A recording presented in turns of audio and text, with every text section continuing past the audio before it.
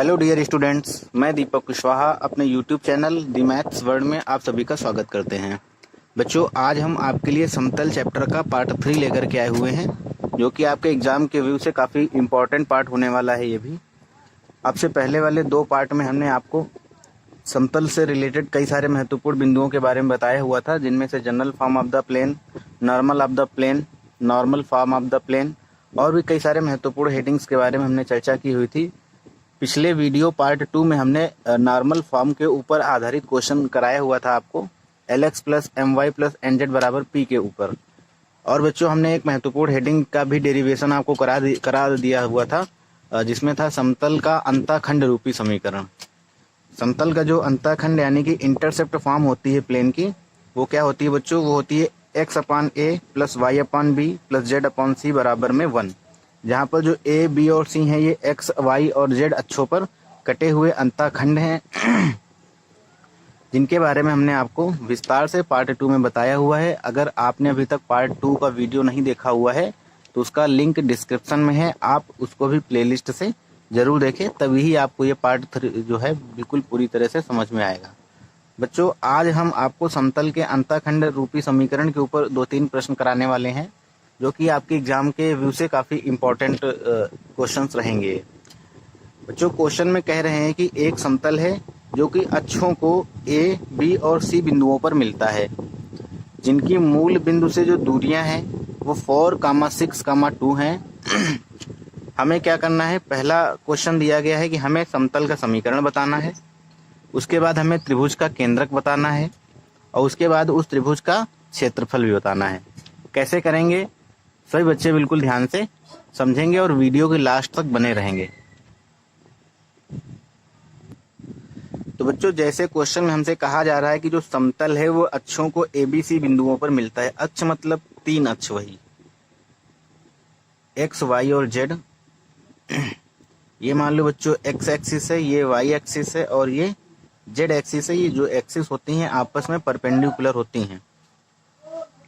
तो बच्चों, यहाँ पर जो कह रहे हैं कि अक्षों को ABC बिंदुओं पर मिलता है, X अक्ष पे A बिंदु है, Y अक्ष पे जो है बच्चों B बिंदु है और C अक्ष पे जो है Z एक्सिस पर जो है C बिंदु पर मिलता है।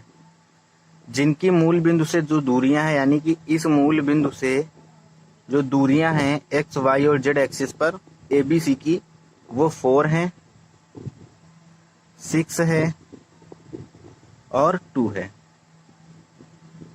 ठीक है बच्चों, तो अब आप हमें बताइए कि यहाँ A, B और C के जो निर्देशांक हैं वो क्या हो जाएंगे। हमने आपको पिछले वाले पार्ट में बताया हुआ था, जब हमने यहाँ पे A माना था, यहाँ की दूरी B मानी थी, यहाँ की दूरी जो है C मानी हुई थी। तो बच्चों, यहाँ के जो निर्देशांक है A पॉइंट के, वो हो जाएंगे 4, 0, 0।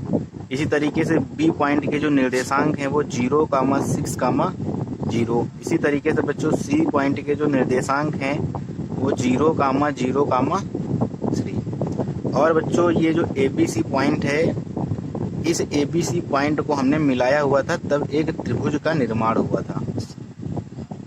ABC पॉइंट को मिलाने पर ये एक त्रिभुज का निर्माण हुआ था।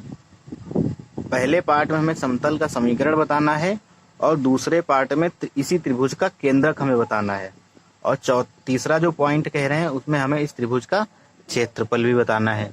तो बच्चों, आप जानते हो कि जो समतल का अंतःखंड रूपी समीकरण होता है वो क्या होता है। आप यहाँ लिख लीजिए कि समतल का अंतःखंड रूपी समीकरण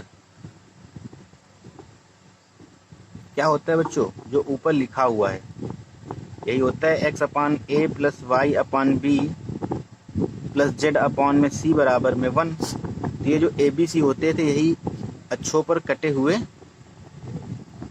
अंतःखंड होते थे। तो यहाँ पे A के प्लेस पे क्या लिखा हुआ है बच्चों? 4 है, प्लस y/b के प्लेस पे क्या लिखा हुआ है? 6 है, प्लस z/c के प्लेस पे क्या है? 2 है और इक्वल में 1।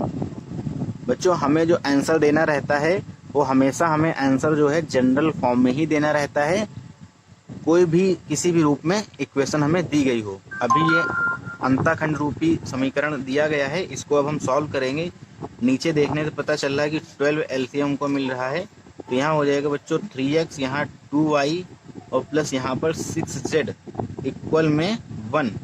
तो यहाँ से हमें क्या मिल जाएगा, 3x plus 2y plus 6z बराबर में 12।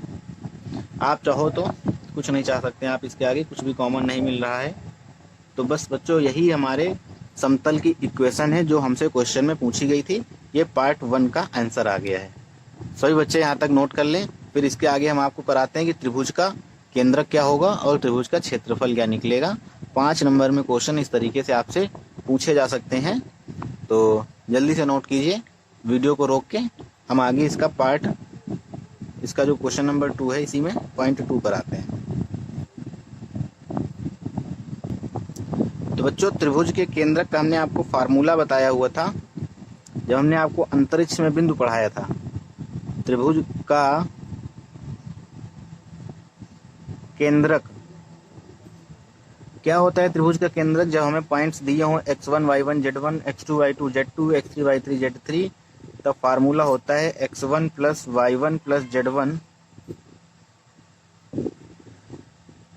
x1 plus x2 plus x3 by 3 comma y1 plus y2 plus y3 बटे 3 z1 plus z2 plus z3 बटे 3। ये बच्चों त्रिभुज के केंद्रक का फार्मूला होता है। यहाँ पर त्रिभुज के शीर्ष हमें क्या दिए गए हैं, दिया है त्रिभुज के शीर्षों के निर्देशांक क्या है बच्चों, त्रिभुज के शीर्षों के निर्देशांक A 4,0,0 B 0,6,0 और C क्या है बच्चों 0,0,3। ठीक है, 3 नहीं बच्चों 2 है ये। ठीक है, तो यहाँ तक तो समझ में आया होगा आपको। बस डायरेक्ट ऊपर वाले फार्मूले में वैल्यू पुट कर लेनी। x1 के प्लेस पे 4 है, x2 के प्लेस पे 0 है, x3 के प्लेस पे भी 0 है, इसी तरीके से लिख के और बटे में 3 कर देना। यानी कि क्या लिखोगे ऊपर 4 प्लस 0 प्लस 0 बटा में 3 कॉमा 0 प्लस 6 प्लस 0 बटा में 3 कॉमा 0 प्लस 0 प्लस 2 बटा में 3। जब इसको बच्चों सॉल्व करेंगे आप, तब जो आंसर आएगा, इसके जो कोऑर्डिनेट्स आएंगे, निर्देशांक आएंगे, त्रिभुज का जो केंद्रक आएगा वो आएगा 4/3 कॉमा 6/3 यानी कि 2 और 2/3। यही बच्चों आंसर है। आशा करते हैं सभी बच्चों को समझ में आया होगा। नोट कर लीजिए।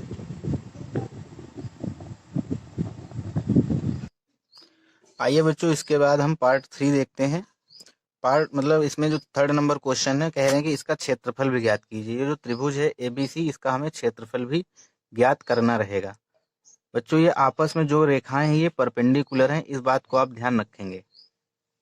ये जेड एक्सिस है, कुछ इस तरीके से बना हुआ है। चलिए देखते हैं।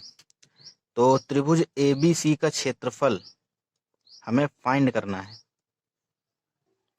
तो बच्चों ये जो त्रिभुज ABC का क्षेत्रफल है ये किसके बराबर होगा, इसका क्षेत्रफल एक ये त्रिभुज बन रहा है प्लस एक ये त्रिभुज बन रहा है प्लस एक ये त्रिभुज बन रहा है। अगर ये बीच का पॉइंट हम O मान लें तो किसके बराबर होगा, त्रिभुज का जो क्षेत्रफल है ये बराबर होगा त्रिभुज OAB का क्षेत्रफल यानी कि OAB का क्षेत्रफल प्लस त्रिभुज OBC यानी कि OBC प्लस OCA या OAC, जैसे वन लिख लीजिए, OAC बराबर होगा। तो बच्चों आप बताइए त्रिभुज OAB का क्षेत्रफल क्या हो जाएगा। OAB त्रिभुज का जो क्षेत्रफल है क्या होता है, त्रिभुज का क्षेत्रफल बराबर 1/2 में आधार और गुणे में ऊंचाई। यही तो होता है फार्मूला।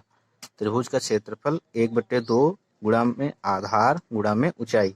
मान लो एक ये त्रिभुज बना हुआ है, ये OAB, ये O है, ये A है, ये B है। हमें ये दी गई है 6 और ये 4 है। अब बताइए यहाँ पे क्या हो जाएगा क्षेत्रफल।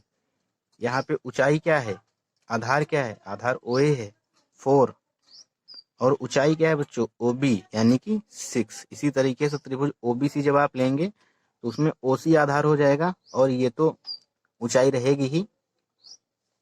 तो इसमें क्या लिखेंगे बच्चों 1/2 आधार यानी कि क्या रहेगा आधार 2 रख लीजिए और उसको 6 कर लीजिए।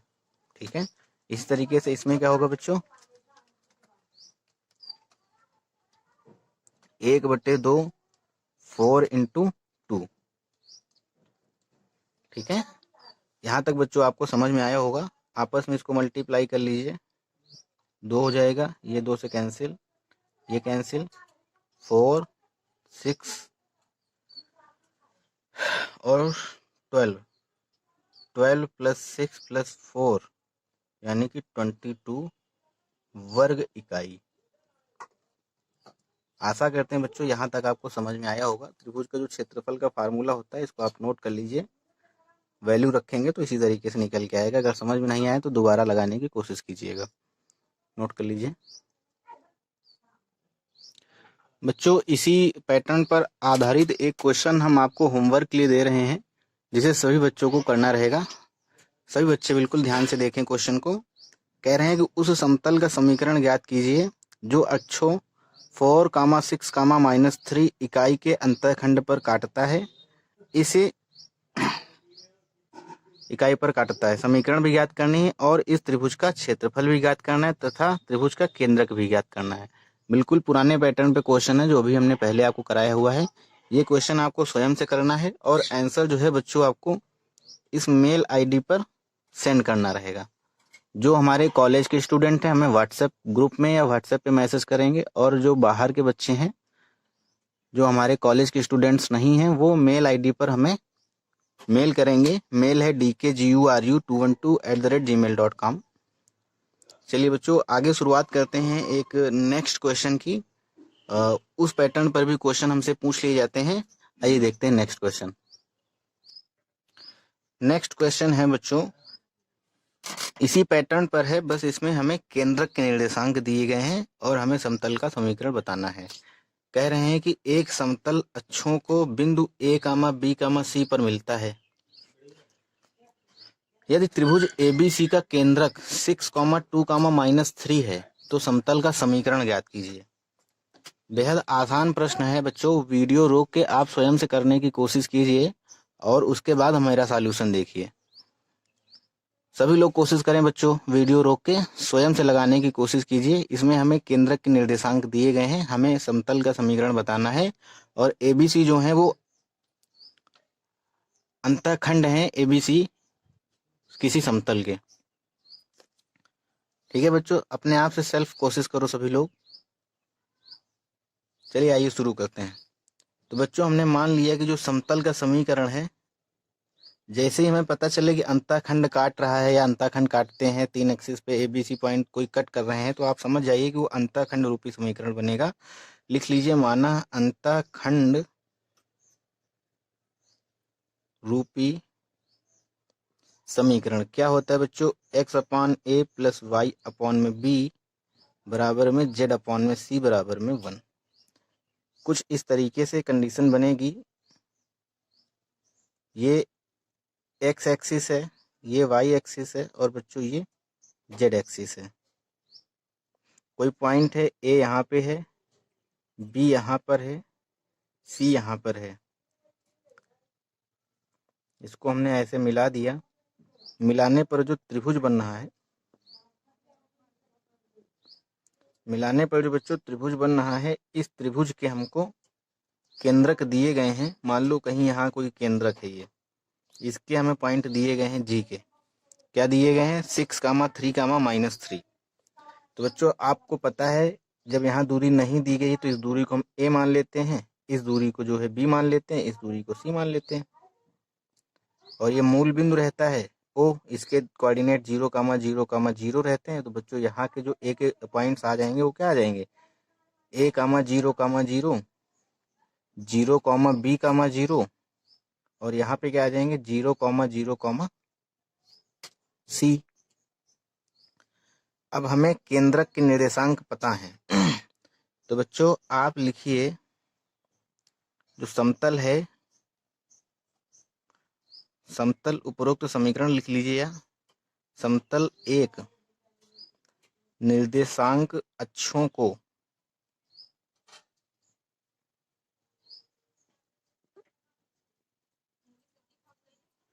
A 0 A comma 0 comma 0 0 B 0 comma B comma 0 C 0 comma 0 comma C बिंदुओं में मिलता है।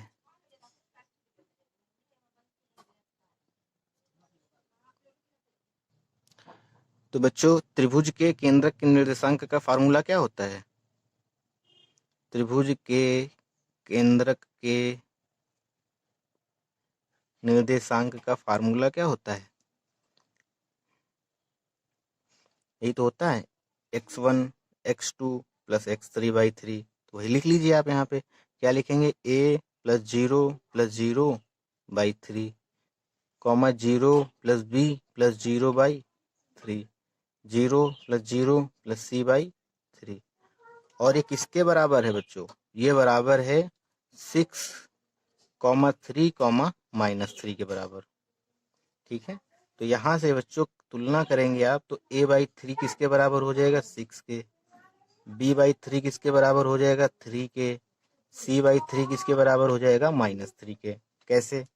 यहाँ जोड़ेंगे a/3 आएगा, इसके प्लेस पे क्या लिखा हुआ? 6। यहाँ जोड़ेंगे b/3 आएगा, इसके प्लेस पे क्या लिखा हुआ? 3। तो दोनों आपस में बराबर होंगे कि नहीं होंगे? ये इसके बराबर होगा, ये इसके बराबर, तीनों आपस में एक दूसरे के बराबर होंगे। आइए आगे देखते हैं। यहाँ से a, b और c की वैल्यू निकालेंगे। तो a की वैल्यू क्या आएगी बच्चों? 18। b की वैल्यू क्या आएगी? 9। c की वैल्यू क्या आएगी? -9। अब हमें a, b, c की वैल्यू पता चल गई हैं। इन वैल्यूज को उठा के समीकरण नंबर 1 में पुट कीजिए, एलसीएम लेके सॉल्व कीजिए और आपकी इक्वेशन आ गई। आप समझ चुके होंगे बच्चों आगे हमें क्या करना है। वैल्यू पुट कीजिए 1 में, तो क्या हो जाएगा? x/18 plus y/9 plus z/-9। तो इसको माइनस कर देते हैं यहाँ पे हम।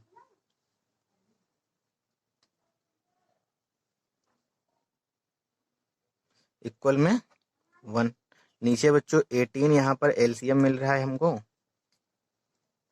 तो यहाँ क्या हो जाएगा? x plus 2y minus 2z equal में 1। तो क्या आंसर आ जाएगा? x प्लस में 2y माइनस में 2z इक्वल में 18। यही हमारा आंसर, यही हमको फाइंड करना था। सभी बच्चे नोट कर लें। आशा करते हैं यहाँ तक आपको समझ में आया होगा। आइए बच्चों, इसके आगे एक और बहुत ही महत्वपूर्ण हेडिंग की चर्चा कर लेते हैं। एक नई हेडिंग है, लिखिए सब लोग।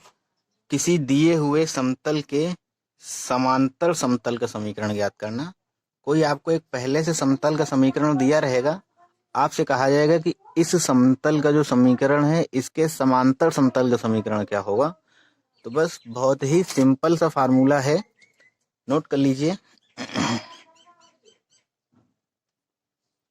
समतल मान लो आपको दिया गया है ax plus by plus cz plus d बराबर में 0, और आपसे कहा जाए कि इसके समांतर समतल का समीकरण क्या होगा।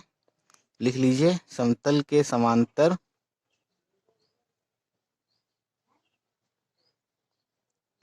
समतल का समीकरण ax प्लस by प्लस में cz प्लस में k बराबर में 0 ये होता है।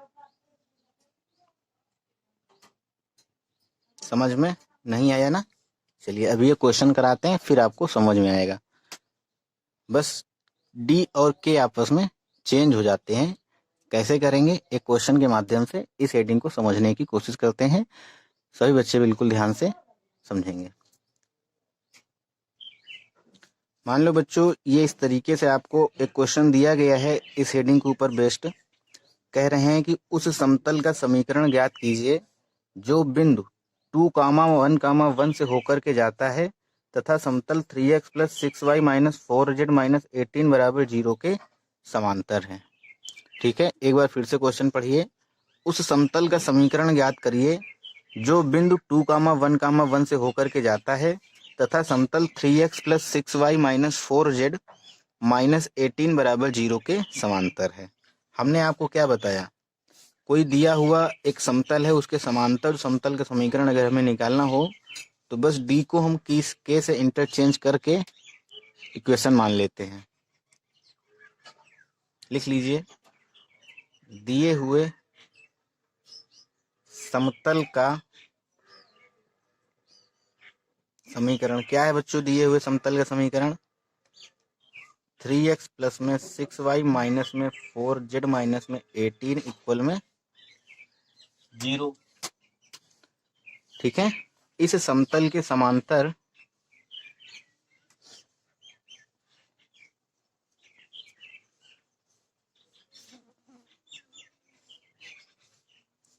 समतल का समीकरण क्या हो जाएगा बच्चों? 3x प्लस में 6y माइनस का 4z माइनस में प्लस में k माइनस में 4z और प्लस में k बराबर में 0। इसे हम इक्वेशन नंबर फर्स्ट मान लेंगे। और चूंकि ये जो समतल की इक्वेशन है, समांतर वाली जो इक्वेशन है, ये कौन से बिंदु से होकर के जाती है? 2,1,1 से होकर के जाती है। तो वो जो बिंदु होंगे बच्चों, वो इस इक्वेशन को सेटिस्फाई करेंगे। जो 2,1,1 है वो x और y और z की वैल्यू दी गई है। पुट करने के बाद हम x की वैल्यू निकालेंगे। x की वैल्यू निकाल के हम इसी इक्वेशन में पुट कर देंगे। जो हमें इक्वेशन मिलेगी वही हमारा आंसर होगा। चलिए बच्चों, कंप्लीट कर लेते हैं क्वेश्चन को। वैसे आप समझ तो चुके ही होंगे। लिख लीजिए, चूंकि यह 2,1,1 बच्चों आपकी इसी तरीके की लैंग्वेज होनी चाहिए एग्जाम में, तभी आपको पूरे नंबर मिलेंगे। आप लोग जो कहते हैं सर पेपर तो हम पूरा करके आए थे, नंबर हमें बड़े कम मिले, वो यही कारण रहता है कि आप उसमें सही तरीके से लिख के नहीं आते हैं। इसलिए जो एग्जामिनर होते हैं आपके कॉपी चेक करने वाले, वो मजबूर हो जाते हैं कि आपको नंबर पूरे ना दें, और आप उनको मजबूर कर दो कि वो आपको पूरा नंबर दें। इतना सुंदर, इतना अच्छा लिखो, इतनी अच्छी लैंग्वेज बना के लिखो कि नंबर आपको पूरे में पूरे मिले। हाँ तो बच्चों, चूंकि ये जो समीकरण है किससे होकर के जाती है? 2,1,1 से होकर जाता है। अतः क्या हो जाएगा यहाँ पर? 3 into 2 plus 6 into 1 minus 4 into 1 plus k equal to 0। जब इसे हम सॉल्व करेंगे बच्चों तो k की वैल्यू क्या आ जाएगी? 6 और 6 प्लस 6 12, 12 माइनस 4 8, माइनस 8 यानी उधर जाएगा तो प्लस का, और इधर बराबर के उधर जाएगा तो माइनस का 8 हो जाएगा। तो k की वैल्यू बच्चों क्या आई? माइनस की 8 आई। पुट इन 1, एक में रखेंगे क्या मिलेगा? 3x प्लस में 6y माइनस का 4z माइनस में 8 बराबर में 0। यही बच्चों आंसर है। बच्चों हर हेडिंग के ऊपर हम आपको 1 से 2 से 3 प्रश्न करा देते हैं और कराते रहेंगे। तो हम एक्सरसाइज आपके लिए होमवर्क के लिए देते हैं कि आप एक्सरसाइज को जो है स्वयं से करें। एक्सरसाइज में जितने प्रकार के क्वेश्चन होते हैं, हम हर टाइप के प्रश्नों को यहाँ पर सम्मिलित करके पार्ट तैयार करते हैं, और आप सारे पार्ट देखेंगे। देखने के बाद फिर आप एक्सरसाइज जब देखेंगे तो आपको लगेगा कि हम सारे क्वेश्चन कर ले जाएंगे। अगर फिर भी बच्चों आपको किसी भी तरीके की किसी भी क्वेश्चन में कोई भी दिक्कत होती है तो आप हमें या तो मेल कर सकते हैं या हमें व्हाट्सएप पर उस क्वेश्चन की फोटो क्लिक करके भेज सकते हैं।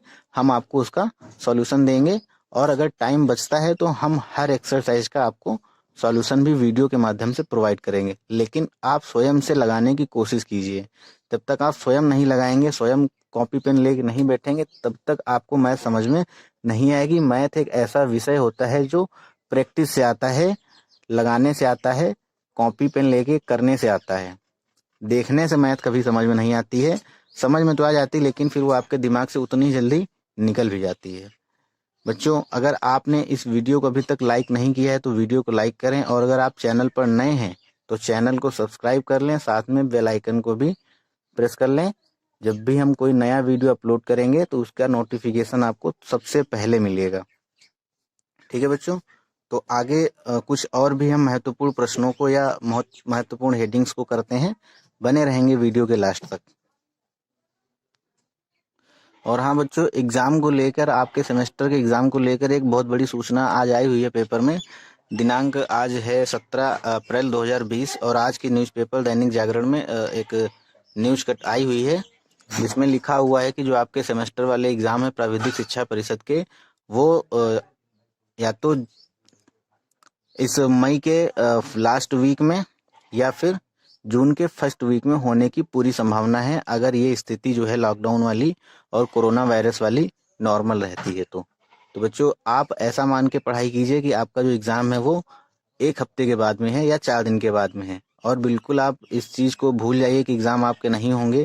ज़्यादातर बच्चे यही सोच रहे हैं कि एग्ज़ाम तो होंगे नहीं, क्या करें पढ़ के, ऐसे ही चलता रहेगा। तो बच्चों कुछ ना कुछ उसकी व्यवस्था की जाएगी एग्ज़ाम की। एग्ज़ाम तो होना निश्चित रहेगा, आप लोगों के एग्ज़ाम बिल्कुल होंगे। और आप लोगों को ऐसा नहीं कि जैसे 9th-10th वाले बच्चों को प्रमोट कर दिया गया है, एक क्लास आगे बढ़ गए, तो आप ऐसा मत सोच के चलिए कि जो सेमेस्टर है आपका एक सेमेस्टर प्रमोट हो जाएगा। तो बिल्कुल तैयारी करते रहिए और हमारे साथ जुड़े रहिए। चलिए आगे शुरुआत करते हैं एक और बहुत ही महत्वपूर्ण हेडिंग की। सभी बच्चे बिल्कुल ध्यान से समझेंगे। बच्चों एक बहुत ही महत्वपूर्ण हेडिंग है, छोटी सी है तो समझ लीजिए। कह रहे हैं कि दो समतलों के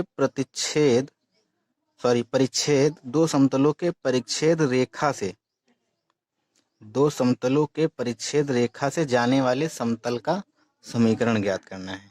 equation of the plane through the line of intersection of two planes. लिख लीजिए, इंग्लिश वाले बच्चे भी समझते रहेंगे।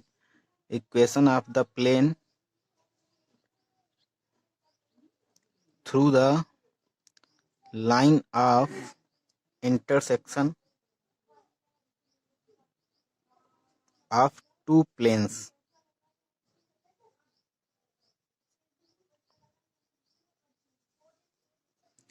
ठीक है बच्चों, सिंपल सा एक बेहद आसान सा फार्मूला होता है। इसके डेरिवेशन पे हम नहीं जाएंगे क्योंकि डेरिवेशन से हमें कोई विशेष लेना देना नहीं है। बहुत ही बेहद सिंपल फार्मूला है। मान लो हमें कोई दो समतल दिए गए हैं। मान लो पहला समतल है a1x plus b1y plus c1z plus d1 equal to 0 और दूसरा समतल है a2x plus b2y plus c2z plus में d2 इक्वल में 0। ठीक बच्चों, मान लो ये दो आपको इक्वेशंस दी गई हैं प्लेन की और हमें बताना है इनकी प्रतिच्छेद या परिच्छेद रेखा से जाने वाले समतल का समीकरण क्या होगा। लिख लीजिए, समतलों की परिच्छेद रेखा से जाने वाले समतल का समीकरण क्या होगा बच्चों। बस पहले वाले समतल की इक्वेशन प्लस दूसरे वाली समतल की इक्वेशन में लैम्डा का मल्टीप्लाई करके 0 को इक्वल कर दीजिए। बस वही हमारे समतलों के परिच्छेद रेखा से जाने वाले समतल के समीकरण की इक्वेशन होती है। कैसे करेंगे बच्चों, ध्यान दीजिए। हमने बताया आपको जो पहले वाले प्लेन की इक्वेशन है उसको एज इट इज प्लस दूसरे वाले प्लेन की जो इक्वेशन है उसको भी एज इट इज रख के दूसरे वाले प्लेन की इक्वेशन में लैम्डा से मल्टीप्लाई करके ऐड कर दीजिए दोनों को और बराबर में 0 कर दीजिए। बस इस तरीके से जो इक्वेशन हमें मिलेगी वो इक्वेशन हमारे दो समतलों के परिच्छेद रेखा से जाने वाले समतल की इक्वेशन रहेगी। आइए बच्चों, इसके ऊपर बेस्ड एक दो क्वेश्चन आपको कराते हैं, तब हम पूरी तरीके से कह सकेंगे कि आपको ये हेडिंग भी समझ में आएगी। चलिए बच्चों शुरू करते हैं। एक क्वेश्चन इसके ऊपर देखते हैं। बच्चों क्वेश्चन दिया गया है, इसी के ऊपर बेस्ड है। कह रहे हैं समतलों, दो हमें समतल की इक्वेशंस दी गई हैं, x plus 2y plus 3z minus 4 equal to 0 and दूसरी इक्वेशन है 4x plus 3y plus 2z plus 1 बराबर में 0 के प्रतिच्छेदन रेखा से जाने वाले उस समतल का समीकरण ज्ञात कीजिए जो मूल बिंदु से जाता है। तो सबसे पहले हम क्या करेंगे बच्चों, दो समतलों के प्रतिच्छेदन रेखा से जाने वाले समतल का जो समीकरण होता है उसको हम इस तरीके से करके लिख लेंगे। पहले वाली इक्वेशन प्लस दूसरे वाली इक्वेशन में लैम्डा का मल्टीप्लाई करेंगे और दोनों को जोड़ के 0 को इक्वल करेंगे। ठीक है बच्चों, सब बच्चे बिल्कुल लास्ट तक बने रहेंगे। बस 5 मिनट का वीडियो और बचा हुआ है, बिना स्किप किए हुए पूरा वीडियो लास्ट तक देखें। लिखेंगे बच्चों x plus 2y plus 3z minus का 4 प्लस में क्या हो जाएगा लैम्डा और मल्टीप्लाई करेंगे तो 4x प्लस में 3y प्लस में 2z प्लस में 1 इक्वल टू 0। तो यहाँ से बच्चों क्या मिलेगा हमें, x plus 2y plus 3z minus 4 plus 4 lambda x plus 3 lambda y minus 2 lambda z और प्लस में लैम्डा इक्वल में 0। ठीक है बच्चों, अब x वाले पद एक पास, y वाले एक पास, z वाले एक पास करके लिख लेते हैं। तो इसमें और इसमें x कॉमन लेंगे, क्या मिलेगा हमें, ब्रैकेट के अंदर मिलेगा 1 प्लस लैम्डा 4 लैम्डा, प्लस इसी तरीके से इसमें y कॉमन लेंगे तो मिलेगा 2 plus 3 lambda, plus z common लेंगे तो क्या मिलेगा 3 प्लस 2 लैम्डा। ये बच्चों प्लस होगा, माइनस कहाँ से आ जाएगा, बताते भी नहीं हो आप लोग। और यहाँ लैम्डा लैम्डा थोड़े नहीं हो जाएगा, कुछ भी मतलब लिखा है सब सही थोड़े नहीं है, आप बताया करिए कि क्या गलत हो रहा है। तो बच्चों z 3 प्लस 2 लैम्डा और इक्वल में प्लस में एक लैम्डा बच रहा है ये वाला, और इसके साथ माइनस का 4 बच रहा बराबर में 0। समीकरण नंबर फर्स्ट, इक्वेशन फर्स्ट हो गई। आगे क्या कह रहे हैं, जो समतल का समीकरण है ये तो हमने ज्ञात कर लिया ना, ये जो समीकरण है ये मूल बिंदु से जाता है। समतल का समीकरण ज्ञात कीजिए, कर लिया। और ये जो समीकरण है बच्चों मूल बिंदु से जाता है, यानी कि मूल बिंदु 0,0,0 यानी कि एक्स वाई जेड की वैल्यू कितनी है 0 0 0। तो यहाँ पे x की वैल्यू, y की वैल्यू, z की वैल्यू 0 रखिए, सॉल्व कीजिए, लैम्डा की वैल्यू निकालिए, लैम्डा की जो वैल्यू निकल के बस इसी इक्वेशन में पुट कीजिए, जो वैल्यू जो बनेगा, जो इक्वेशन बनेगी वही हमारा आंसर। आशा करते हैं बच्चों समझ पाए होंगे कि हमें क्या करना है आगे।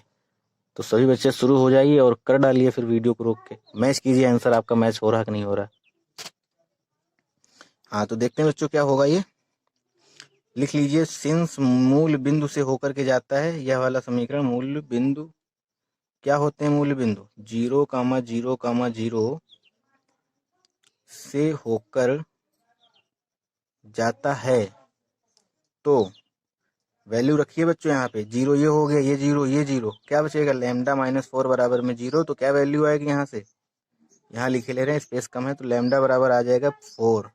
ये लैम्डा बराबर 4 इक्वेशन नंबर फर्स्ट में जब हम रखेंगे, सॉल्व करेंगे, तो देखिए बच्चों हम थोड़ा शॉर्टकट मार रहे हैं, x 1 प्लस 4 लैम्डा के प्लेस पे रखेंगे तो 16 हो जाएगा, प्लस y 2 प्लस लैम्डा के प्लेस पे रखेंगे तो 12 हो जाएगा, प्लस z 3 प्लस 2 लैम्डा के प्लेस पे रखेंगे तो 8 हो जाएगा, प्लस लैम्डा के प्लेस पे रखेंगे तो 4 माइनस 4 बराबर में 0 हो जाएगा।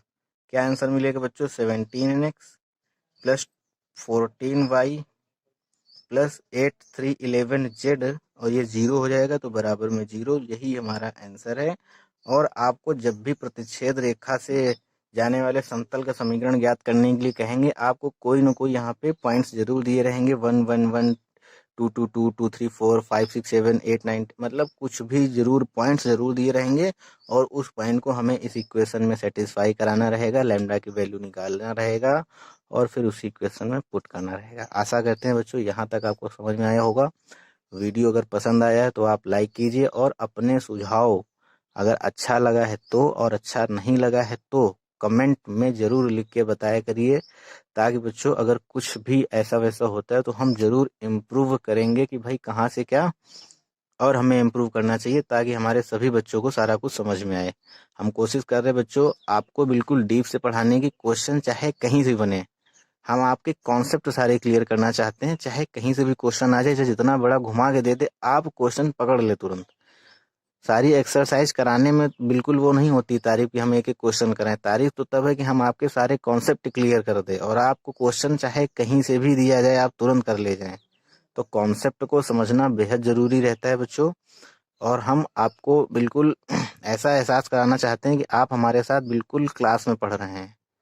एक टाइम निर्धारित कर लीजिए और उस टाइम पर वीडियो को लेके बैठिए। जिस टाइम हमारी क्लास रहती थी, आपके कॉलेज में क्लास रहती थी, उसी टाइम पर आप वीडियो को स्टार्ट करिए और बिल्कुल 1 से 2 घंटे दीजिए और समझ के करिए। एक्सरसाइज भी साथ में लगाइए, जो भी हेडिंग कराएं उससे मैच करते हुए क्वेश्चन अपने आप ढूंढिए बुक में। 2-3 राइटर की बुक रखिए, एक राइटर की खत्म हो जाए दूसरे राइटर की लगाइए। मैथ में बच्चों आपको 45 प्लस स्कोर चाहिए हमें। ठीक है बच्चों, तो अगर वीडियो पसंद आया है तो लाइक कर लीजिए और अपने सभी दोस्तों में शेयर कीजिए। ये यूपी के पूरे पॉलिटेक्निक के स्टूडेंट्स तक वीडियो पहुंचना चाहिए। चलिए ठीक है बच्चों, आप सभी को बहुत बहुत धन्यवाद।